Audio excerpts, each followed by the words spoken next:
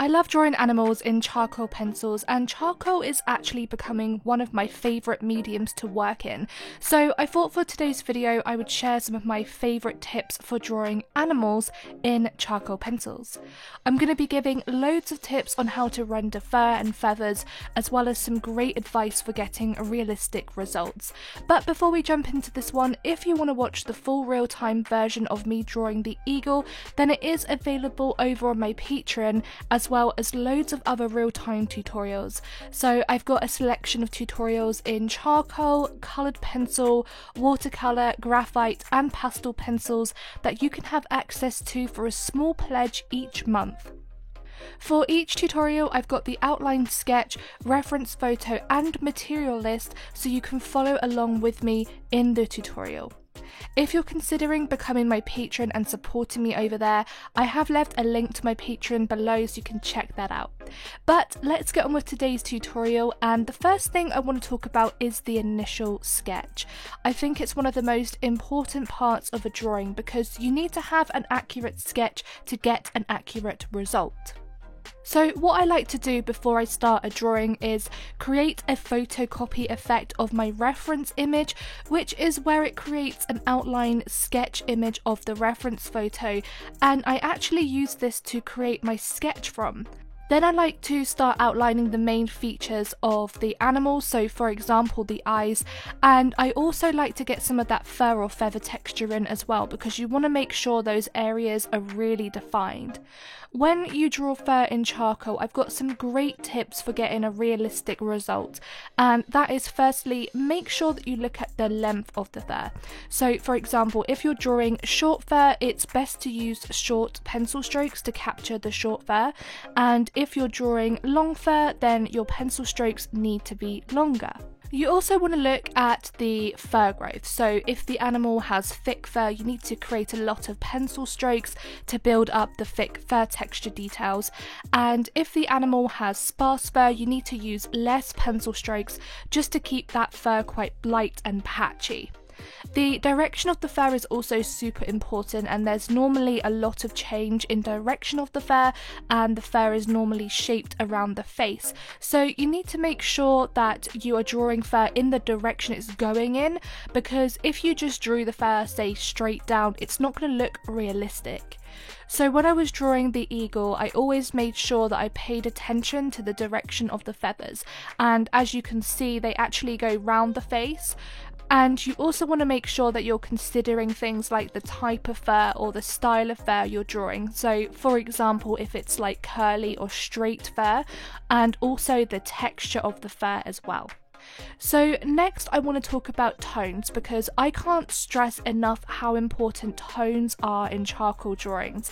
It is so important to include lots of light, mid and dark tones in your drawings. Okay, so light tones are important because you're going to get a lot of areas that are lighter. So for example, if part of the animal's face is in the natural light, that area is going to be a lot lighter. And you'll also get some lighter tones in the highlights, so it's really important to get them in as well. Then if we move on to the midtones, they're important because they transition from the light to the dark tones, and they're sort of that middle value, and for the midtones you want to use pencils with a bit more of a darker value than the lighter charcoal pencils. So I would normally use like a 2B or a 3B for midtones.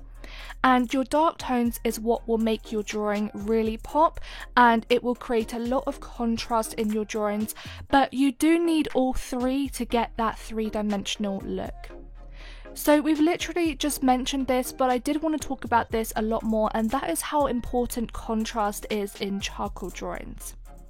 So contrast is really important because there's no colour in the drawing, so you need to use other techniques to make that drawing stand out, and you would be surprised at how much contrast can affect a drawing. I add a lot of contrast to my charcoal drawings by creating strong highlights and intense shadows and values, and I always make sure that there is always contrast in my drawings.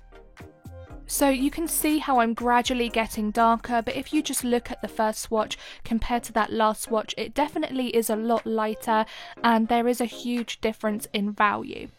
So I also build up my values in layers, but the more layers I build, I also add a lot more shadows and dark values, and then I use a few different tools to get in my highlights. So I typically use the Tombow Mono eraser pen to just get in the highlights, but I do also use a kneaded eraser as well, and that just gently lifts off some of the charcoal back off the paper to create the highlights. Blending is a great way that you can get in a much smoother result, because if you don't blend out charcoal, you're going to get like a very grainy look, and there are several tools that I love to use for blending. So blending stumps are great because it's so easy to blend out charcoal with them, especially if you have areas that aren't easy to blend. So by sweeping over areas with a blending stump, it softens all the charcoal and it breaks the pigment down, and I just love the result that you get with them. I also love using paintbrushes for getting soft blending results, and soft tissue paper and cotton buds work really well for blending charcoal too.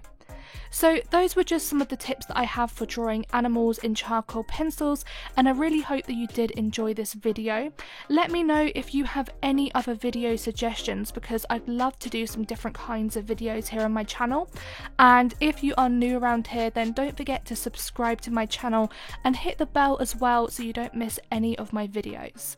I have left a link to my Patreon in the description, and I just want to take the opportunity to just thank all the people that are a patron already, and anybody that is considering becoming a patron, because it really does mean a lot to me. But anyway guys, thank you so much for watching today's video, and I will see you soon. Bye guys!